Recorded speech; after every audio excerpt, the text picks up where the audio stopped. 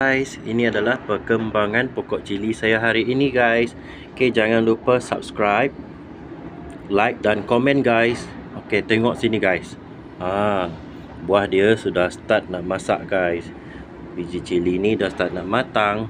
So, korang lihat dekat sini. Berbunga lagi guys. Dalam masa yang sama, buah yang ini, cili yang ini sudah mula nak masak, sudah nak bertukar warna merah. Lepas tu yang dekat sini pula, korang tengok dia sudah mengeluarkan bunga guys. Nanti dalam berapa minggu bunga dia akan bercambah.